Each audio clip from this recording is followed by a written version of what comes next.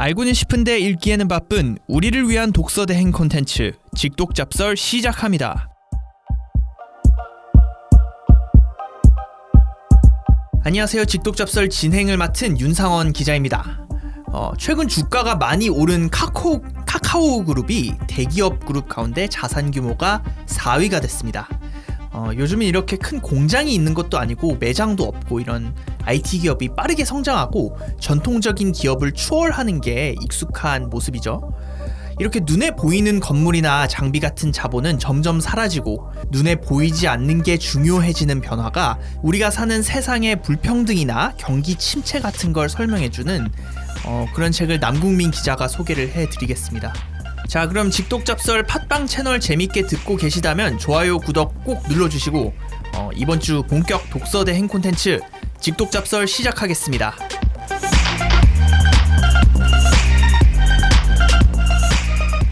자, 오늘의 호스트 남국민 기자 그리고 백희영 기자와 이번 주도 함께 하겠습니다. 안녕하세요. 안녕하세요. 자, 우리가 지금 녹음을 하고 있는 게 12월 9일인데 이제 녹음이 딱 한 번 하면 2021년이 끝납니다. 와, 이제 직독잡설 3년 차를 향해 갑니다. 3년 차. 3년 차. 에? 우리가 작년에 시작했고 올해가 끝나면 3년 차죠. 그러니까 만 1년이 넘긴 했지만 뭐 그쵸. 차로 치자면 뭐 그렇게 할 수 있는 거죠. 대단한 거 아닙니까? 그러니까요. 우리가 이렇게 오래 할 줄도 사실 그쵸. 그 누가 예상을 했겠어요. 직장 생활하면서 이번 연도도 이렇게 가다니. 지금 이번 연도가 문제가 아니에요. 지금 보니까 이러다가 그리스 문자 다 우울해요. 배우겠어. 그러니까 오미크론도 나오고 뭐 델타도 나오고 아유. 거의 뭐 코로나 특별 방송 수준 아닙니까? 우리 지금 코로나와 함께 시작해서 진짜 끝이 안 나고 있어. 우리 때문에 안 끝나는 거 아닐까? 우리가 방송을 끝내면 코로나 끝나는 거 아닐까? 그럼 우리가 대승적으로 끝내주겠네. 그럴까요? 근데 그래서 어떻게 뭐 연말 준비 같은 거는 뭐 아니 요즘 연말 분위기가 잘 나지 않아가지고 내면 안 되는 분위기잖아요. 오히려. 그렇죠. 요즘 뭐 이렇게 하도 확산을 하니까 근데 어. 어떻게 뭐 연말 보내고 계세요 두 분은? 약간 약속 취소 점점 되고 약속 취소되고 그냥 또 뭐 끝난 것 같지 않게 또 한 해가 시작되지 않을까요?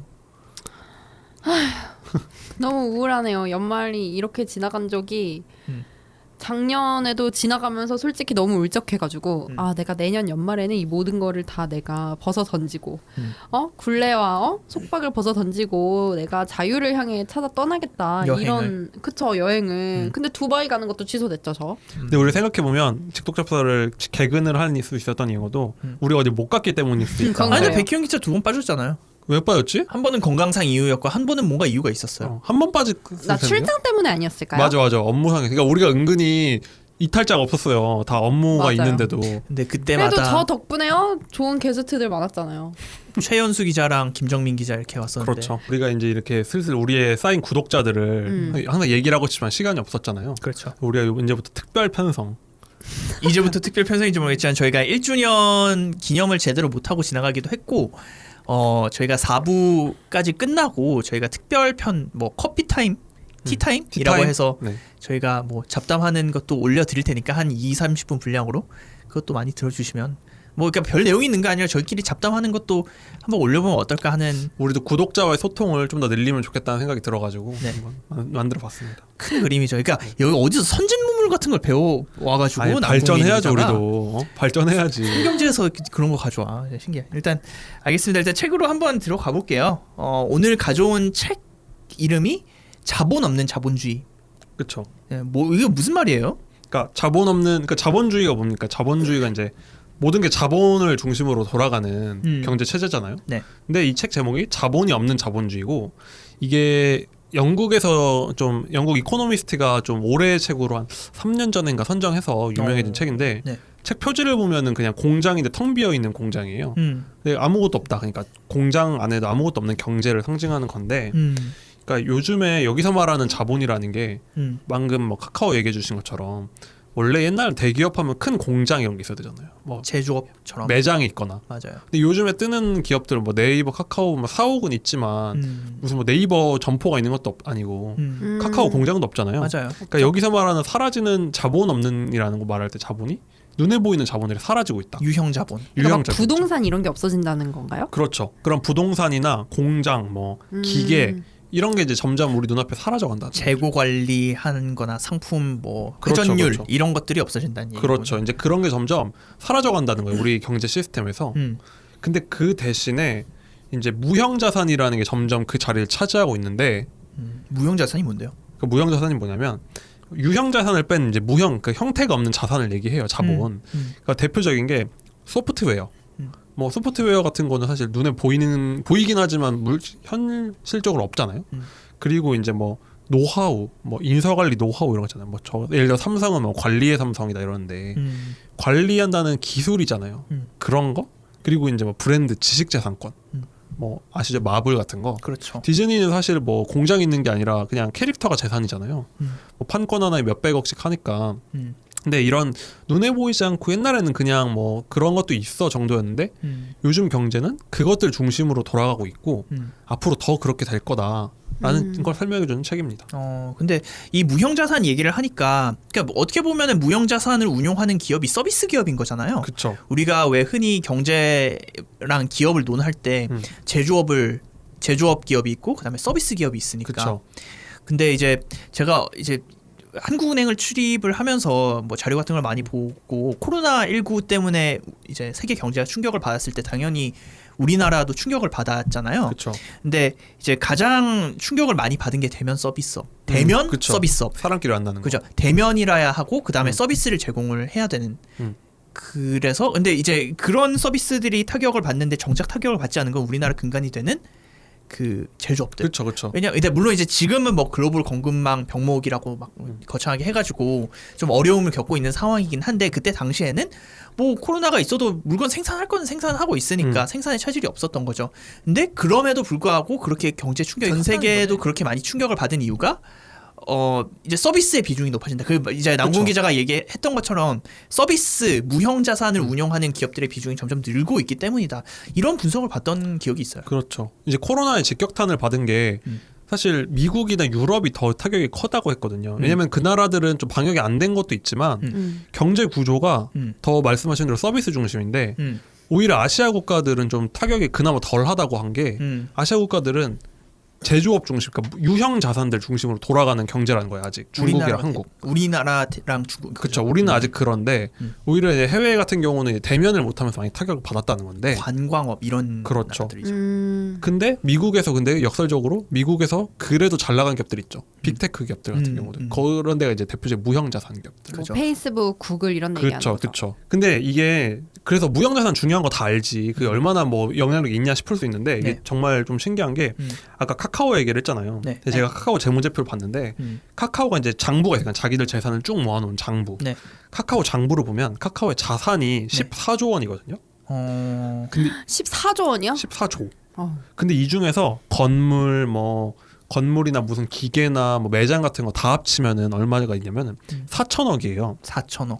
근데 카카오 재산 중에 3%밖에 안 돼요. 아 그래요? 나머지는 나머지는 이제 다 무형 자산으로 들어가는 거. 현금이라든지 IP 지식재산권이고 네이버도 재산이 30조인데 이 중에 한 2조 원 정도만 유형 자산. 그러니까 제 생각엔 거의 그 네이버 판교 사옥이 한 2조 원 되지 않을까 싶어요.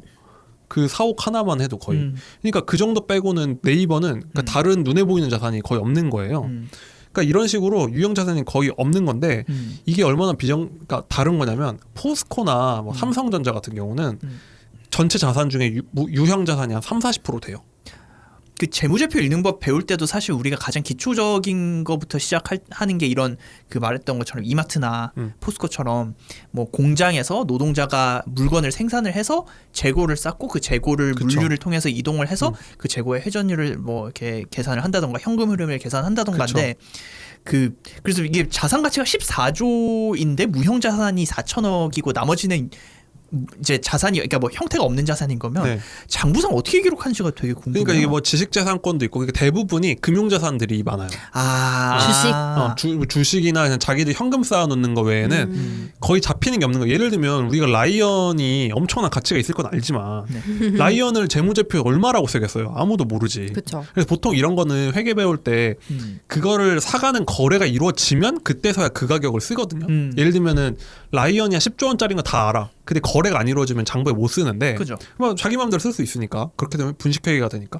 근데 누가 예를 들면 나 라이언 5조에 사갈게 하면 그때부터 라이언 5조가 되긴 하는데 근데 이게 대부분의 IP 재산권들은 이런 식 거래가 없기 때문에 카카오의 재산은 사실 훨씬 많을 거고 그나마 그 자산이 축소돼 있는데도 유형 자산 저거밖에 안 된다라는 거죠. 근데 이게 제 카카오 가까운 사례지만 뭐 방금 말씀하신 빵이나 네. 무슨 구글 이런 데 더 하면 더 했지 덜 하진 않잖아요. 그렇죠. 근데 전 세계 경제 자체가 이렇게 뭔가 가치는 있는 것 같은데 눈에 보이지도 않고 장부에도 안 잡히는 걸로 돌아가기 시작한다는 거예요. 그러니까 이게 해외에서도 대세인 흐름이라는 얘기인 거네요. 그렇죠. 엄청난 게 뭐 애플이 세계 최대 기업인 거 다 아실 테지만 애플이 어느 정도는 대단하냐면 전 세계에서 미국 주식시장 당연히 제일 큰데 네. 그다음 큰 게 일본이거든요. 네. 그러니까 주식시장 전체 크기. 근데 애플 한 기업이 일본 시가총액보다 커요. 아 그래요? 네. 일본에 있는 모든 기업을 애플 하나로 살 수 있을 정도. 와, 그 진짜 대단한 거죠. 그러니까. 대단하다. 그리고 뭐 애플, 구글 같은 5개 빅5 기업들이 미국 시장에서 20%를 차지하거든요. 그러니까 거의 완전히 이런 빅테크 기업들이 지금 뭐 현대 사회를 거의 좌지우지하는 거죠. 규모로 봤을 때는. 그러니까 뭐 건물이나 부동산이나 이런 거 없이도 일본을 살 수 있는. 그렇죠. 그러니까 애플이 갖고 있는 거는 뭔진 모르겠지만 일본보다 가치가 있어지는. 근데 뭐 애플은 저기 엄밀히 말해서는 어떻게 보면 무형자산이랑 유형자산을 동시에 운영을 하고 있긴 하네요. 왜냐하면 핸드폰을 생산하는 공장도 있고. 공장이 있잖아요. 근데 공장이 자기 소유가 아니잖아요. 일본 중국 소유니까? 폭스콘 이런 데 맡기니까. 그러니까 애플의 장부를 쭉 보면 네. 공장이랄 건 거의 없고 뭐 아이폰의 재산권, 뭐 디자인, 특허권 정도가 있는 거고 뭐 아이폰 만드는 공장은 다 저기 중국의 폭스콘이죠. 그리고 반도체 이런 거 사다 쓰죠. 그죠. 이러니까 애플도 장부를 까고놓고 보면은 뭐 사옥이랑 그런 뭐 애플 스토어 부지 이런 거 빼고는 거의 없는 거예요. 신기하다. 이래서 자본 없는 자본주의라고 이래서 하는 거예요. 그렇죠. 애플이 재밌는 게 뭐냐면 애플 주가 워낙 좋기로 유명하잖아요. 근데 애플이 당연히 잘 나가서도 그런데 원인 중에 하나가 애플은 번 돈을 계속 나눠줘요. 배당도 해주는 데다가 배당을 해줄 것보다 자사주를 사서 계속 태우거든요. 그러니까 자사주 소각이라고 하는데 그걸 하면은 네. 예를 들면 애플이 100조 원을 10조 원을 올해 벌었으면 네. 10조 원으로 주주들의 주식을 막 사요. 그리고 그걸 없애버려. 그럼 애플의 가치는 똑같을 때 주식의 숫자는 주니까 기존 주주들의 그 가치가 높아지거든요. 값이 올라가니까. 네. 그러니까 이걸 배당을 안 하고 그냥 배당은 돈을 꽂아주는 거고 자사주 소각은 그냥 내 돈을 상대의 주가를 높여주는 방식으로 또 환원을 해주는 건데 방식만 다르지 똑같은 효과인데 네. 애플은 이거를 거의 번 돈의 대부분을 이 자사주 소각하는데 써요. 아 그래요? 그렇죠. 근데 이게 웃긴 게 뭐냐면 자본주의라는 건 원래 돈을 벌어서 투자를 더해서 돈을 더 많이 벌고 이걸 반복하는 게 자본주의인데 네. 애플은 돈을 벌면 쌓지를 않는다는 거예요. 계속 그거를 자본을 없애버리는 거예요. 와 신기하다. 왜 그러죠? 그러니까 그게 오히려 더 효과적으로 돈을 운영한다고 본다는 거예요. 그러니까 이거 자체가 그냥 끝이 뭐 요즘 뭐 무형자산 중요하지 정도가 아니라 이거 자체가 뭔가 우리가 아는 자본주의 시스템을 바꾸고 있다라는 거예요. 더 이상 자본을 쌓는 사람들은 바보가 되어가고 자본을 파괴하는 기업들이 잘 나간다 이제 라는 거죠. 완전히 패러다임이 바뀌는 느낌인 거예요. 그런 거죠. 우리가 아는 그 교과서에서 배운 자본주의라는 게 이름만 자본주의고 뭔가 바뀌고 있다. 그 얘기를 하는 책입니다. 그러니까 뭐 스타벅스 같은 경우에도 사실은 점포는 다 이제 돈을 내고 빌려가지고 들어간 그쵸, 다음에 그쵸. 하는 거잖아요. 네. 그러니까 뭐 걔네가 가지고 있는 어떤 부동산 같은 건 없는 거죠. 그런 그렇죠. 것도 비슷하다고 볼 수 있나? 스타벅스는 그 마크랑 뭐 레시피 맞아. 뭐 이런 게 레시피랑 같이 있는 그 거죠. 인어공주가 아니라 세이렌. 사이렌. 네. 그리고 뭐 명품도 그렇죠 사실. 명품들은 물론 그 장인들이나 그런 장인들의 공방 같은 것도 자산 가치가 있겠지만 사실 뭐 에르메스 장인이 만약 에르메스 그만두고 나가서 가방 만든다고 에르메스의 값어치를 받을 수는 없잖아요. 그렇죠. 프리미엄 브랜드 프리미엄인 거지. 브랜드 가치. 그러니까 브랜드도 사실 무형 자산인 건데 우리가 알다시피 그 지금 유럽에서 거의 시가총액 최상위 기업들 리스트하면 거의 명품 기업들이 다 차지할 거거든요. 아, 그래요? 그쵸. LVMH 네, 이런 그렇죠. 뭐 그리고 에르메스, 캐링 뭐 이런 다. 그러니까 그런 식으로 뭔가 선진 경제들은 다 자본 없는 자본주의로 가고 있다는 거죠. 그런데도 굉장히 배당이나 이런 거 많이 해주고 자사주 소각도 꽤 하고 그런 걸 봤을 때 뭔가 많이 변하고 있다라는 얘기를 하고 있습니다. 그러니까 우리나라랑 중국 같은 경우에는 제조업 중심이고 유형자산 중심이긴 한데 이제 특히나 미국 같은 경우에는 좀 무형자산 중심의 그렇죠. 그 경제가 계속 되고 있다는 말입니다. 학자들이 연구한 거로는 그 투자 금액을 다 해봤을 때 무형자산 투자가 유형자산 투자보다 이미 넘어섰대요 미국은. 그러니까 눈에 보이지 않는 거에 투자하는 게 더 많아지고 있다는 거죠. 걔네들은 뭐 땅 사거나 건물 짓거나 이런 것보다 뭔가 투자를 하고 있다는 거죠. 근데 이게 어째 그럼 무형자산이 뭔지는 알겠는데 그럼 이게 뭐 경제 불평등이나 집값 상승까지 설명한다고 얘기를 했어요. 네. 근데 이게 뭐 뭔 소리인지 모르겠는데. 그래서 이게 일단 이런 건데 무형자산이 뭔지는 이제 설명이 됐는데 네. 무형자산의 특징이 있어요. 이 특징을 알면은 우리 사회가 앞으로 어떻게 바뀔지도 좀 예상을 할 수가 있는데 이 특징을 4개를 이제 영어를 따서 4S라고 해서 S가 4개 붙었다는 건데 첫 번째가 확장성. 무형자산의 특징이에요. 확장성 그리고 시너지 효과. 그리고 그다음에 매몰 비용. 매몰성. 그러니까 매몰된다는 게 없어진다는 거고. 매몰성. 그리고 마지막에 이게 스피로버라고 돼 있는데 스피로버. 이 책은 그냥 스피로버라고 썼는데 저는 그냥 이걸 백기기라고 설명을 할게요. 이게 스피로버라는 게 백기기라는 말이랑 비슷해가지고 제가 좀 이따 더 설명을 해드리도록 하겠습니다. 뭐, 근데 히읗 하나, 미음 하나, 시옷 2개인데. 그래서 이거 영어로 하면 네. 확장성이 스케일러빌리티, 그리고 스피로버 S, 그리고 시너지 S, 그리고 매몰성이 성큰니스래요. 그래서 4S인데 뭐 우리는 한국인이니까 예. 4S는 별로 집착하지 않아도 될 것 같고. 알겠습니다. 그럼 하나씩 이런 좀 설명을 드리면. 그러니까 무형자산의 좀 장점이랄까 좀 무형자산의 무서운 이유 중에 하나가 확장성인데 지금부터 제가 백종원 씨 레시피로 설명을 해드릴게요. 백종원 씨 레시피 워낙 유명하잖아요. 그렇죠. 구독자 500만이니까 들으시는 분들이 많이 들을 텐데 백종원 씨가 레시피를 하나 개발해요. 집에서 만약에 그 백종원 씨 스튜디오에서 개발을 해서 방송을 하잖아요. 그럼 백종원 씨 레시피를 전 국민이 다 따라하지만 레시피가 사라지지 않잖아요. 그러니까 무형자산은 이렇게 확장성이 커요. 어디다가 하나만 개발해버리면 누구나 마음껏 무료로 쓸 수가 있다는 거. 그리고 그 다음에 시너지. 백종원 씨의 레시피에다가 그 유튜브라는 무형자산이 결합되는 순간 엄청난 효과가 나오는 거잖아요. 그러니까 무형자산이 이렇게 어떤 거랑 붙였을 때 효과가 엄청 커지는 특성이 있어요. 예를 들면 무형자산, 유형자산, 뭐 부동산이나 건물 같은 건 한정돼 있잖아요. 어떤 그렇죠. 공간 이런 게. 맞아요. 근데 이런 무형자산들은 예를 들면 뭐 연예인들끼리 콜라보레이션하는 것도 무형자산끼리의 결합이잖아요. 그렇게 뭔가 자유롭게 섞는 게 가능하다. 그리고 이게 오히려 물질이 아니니까 그렇죠. 좀 더 콜라보가 잘 되는구나. 그렇죠, 그런 건 그렇죠. 되게 장점이네요. 그렇기 때문에 이게 굉장히 레시피에서도 그런 콜라보가 되는 것처럼 그리고 경계가 없네요. 경계가 없죠. 그래서 이런 확장성이랑 시너지가 무형자산의 굉장히 무서운 점인데 이렇게 하면 좀 좋은 점만 있을 것 같은데 또 무서운 점이 뭐 근데 좀 양날의 칼이라고 할 수 있는 게 아까 제가 베끼기를 얘기했잖아요. 무형자산은 베끼기가 너무 쉬워요.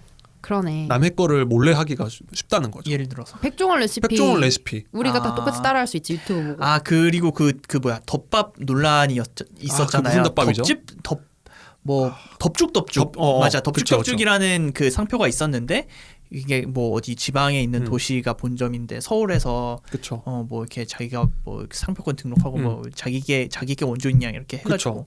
그리고 상표권은 등록이라도 할 수 있지 레시피는 특허가 안 되잖아요. 맞아요. 그러니까 그냥 어디 맛집이 있어. 그럼 열심히 먹어보고 비슷하게 따라하는 분들이 있거든요. 고수들 중에. 맞아요. 그러면 그 비슷한 가게를 내는 거예요. 그러면 그거 베끼기를 막을 방법이 없거든요. 사실. 맞아요. 그리고 엄밀히 법적으로 문제가 안 될 정도로 베끼는 게 굉장히 쉽단 말이죠. 그렇죠. 그런 것도 있고 마지막에 매몰성이 뭐냐면 이게 좀 매몰하다는 게 경제학을 배운 분들은 좀 아는 용어인데 뭐냐면 매몰 비용. 어려워 난 지금. 매몰성이라는 게 그러니까 없어지는 거예요. 이해가 안 되기 시작했어. 매몰이 없어진다고요? 그게 뭐냐면은 우리가 예를 들면 제가 오늘부터 공장을 세우기 시작해서 100억 정도 있는 사람인데 네. 오늘부터 그러면 붕어빵 공장을 만들어 사업을 해야 되겠다 하는 거야. 네. 근데 하다가 이거 안 되겠는데 하고 접잖아요. 그러면 그 공장 지은 건물이랑 땅은 팔면 돼. 그쵸? 100억인데 한 80억은 건질 수 있겠죠. 근데 예를 들면 제가 100억짜리 신인 가수를 데뷔시키려고 100억을 투자했어요. 근데 어느 날 이 신인 가수가 근데 망했어. 그럼 저는 얼마를 건질 수 있냐면 한 푼도 못 건지거든요. 근데 이렇게 매몰 이 무형자산의 문제는 투자를 한 다음에 건지기가 힘들어요. 예를 들면 우리 직독잡설 로고 만드는데 예를 들면 한 100만 원 정도 썼다고 칩시다. 안 썼잖아요. 그거보다 훨씬 뭐 저렴하게 해주셨지만 근데 예를 들면 하다가 직독잡설 하지 말자 하면은 직독잡설에 투자한 돈은 한 푼도 건질 수가 없거든요. 그죠. 근데 이렇게 무형자산들은 투자를 했을 때 원금 회수가 잘 안 돼요. 성공하지 않는 이상. 가수들이 그렇잖아요. 가수들 연습생 한참 트레이닝 시키다가 예를 들면 얘 뭐 과거에 학폭 논란 터져가지고서는 데뷔를 못해. 날아가 버릴 수 있지. 그러면 걔한테 투자한 돈은 한 푼도 회수할 수 없거든요. 맞아요. 그러니까 이렇게 무형자산은 확장성도 있고 시너지도 나는데 근데 문제는 남이 베끼기도 쉽고 망하기도 쉽고 하다는 특징이 있다는 거예요. 근데 이게 유형자산에는 잘 없는 특징들이다. 그러네. 그러니까 정리를 하자면은 자 4S 중에서 무형자산은 확장이 쉽고 시너지 효과가 이제 잘 나는데 그쵸. 다른 사람이 베끼기가 쉽고 그다음에 이렇게 한번 투자했을 때 뭐 망하거나 하면은 회수하기가 어렵다. 유형자산은 갖다가 팔면 되는데 그쵸. 그 무형 자산을 이렇게 뭐 갖다 팔기에도 애매하고 그게 그대로 매몰 비용이 될 가능성이 높다. 그렇죠. 뭐 예를 들면 이렇게 제가 뭐 스타벅스를 예를 들어보면 다시 스타벅스를 해보면 스타벅스 그 간판만 붙이면 아프리카 가나에 개업해도 저 스타벅스다 하고 사람들이 몰려가고 맞아요. 뭐 서울에 개봉 그 해도 다 몰려. 이게 바로 확장성이고 그리고 스타벅스 문구만 붙이면 뭐 텀블러 같은 데 딱 붙이고 뭐 누구랑 협업하면 날개도치는 팔리잖아요. 이렇게 무형 자산들은 협업하기도 쉬워요. 근데 세상에 스타벅스 나왔을 때 우리나라 거의 그런 식의 현대적인 카페는 처음이라고 하는데 비슷한 카페 엄청 많아졌잖아요. 그렇죠. 스타벅스 다 맞아요. 따라하고 이런 게 바로 그 아까 말한 베끼기 가능성이 높은데 제가 예를 들면 스타벅스 개발부 사람인데 10억 들여가지고 레시피 개발하다가 안 됐어. 그러면 그 레시피는 그냥 폐기거든요. 그렇죠. 그러니까 이렇게 무형자산 투자라는 거는 특징이 있다. 우리가 아는 자본주의인 자본이랑 다른 점이 있다. 라는 설명을 해주고 있습니다. 근데 이런 무형 자산이 좀 주류가 되면서 그러니까 예를 들어서 뭐 새로운 경제 중국 같은 경우에도 그 베끼기를 많이 하잖아요. 그러니까 그쵸. 우리나라도 사실 뭐 예를 들어서 일본에 있는 과자를 모티브로 해서 네. 좀 베껴서 많이 비슷한 걸 만들고 그거를 중국이 똑같이 해가지고 경제가 성장하듯이 그렇죠. 그런 식으로 베끼기를 유형 자산이 있을 때도 베끼기를 했는데 네. 무형 자산도 마찬가지로 뭐 예를 들어서 뭐 그 중국에 우리나라 게임사들이 중국에 되게 많이 진출을 하잖아요. 그쵸. 뭐 던전 앤 파이터 뭐 이런 게임들이 진출을 하는데 그걸 똑같이 베낀 게임을 그냥 그쵸. 중국에서 출시를 했는데 그게 뭐 저작권 논란이 그러니까 저작권 논란이 있어도 뭐 이렇게 방법이 없죠. 방법이 없었으니까 그리고 그것 때문에 그 논란이 뭐 됐었지. 나영석 PD가 자기가 했던 포맷들 자꾸 중국에서 똑같이 하니까 맞아요. 맞아요. 나영석 PD가 얼마 안 하니까 제발 돈 주고 사서 하면 좋겠다. 제가 도움도 주겠다고. 그러니까 근데 사실 그러니까 그게 베낀 게 어디까지냐도 애매하고. 맞아. 맞아요. 네. 근데 또 이런 프로그램 만들려고 도전하고 싶어도 남이 베낄 수도 있고 잘 되면야 뭐 전 세계 수출할 수도 있지만 그래서 이런 좀 무형자산이라는 거는 좀 양날의 칼이다라는 걸 알면 네. 요즘에 현대 사회에 생긴 많은 문제를 좀 이해할 수 있는 키가 됩니다. 좀 네 가지나 돼서 좀 어렵긴 한데 네. 이걸 알고 나면 좀 설명되는 게 많아가지고 음. 본격적으로 한번 설명을 해드리고 싶습니다. 그러게요. 되게 무형자산이라는 거를 사실 생각을 해본 적은 없는데 우리가 자본주의 하면은 그냥 물건을 만들겠거니 이런 생각이었는데 서비스 뭐 그리고 특히 요즘 많이 등장하는 IT 서비스 기업 소프트웨어 이런 거를 생각하면 재밌는 것 같네요. 자 이제 시간이 다 돼서 여기까지 하고 2부에서는 본격적으로 무형자산이 경제에 미치는 영향에 대해서 남궁민 기자가 얘기를 해준다고 합니다. 자, 그럼 2부에서 뵙겠습니다.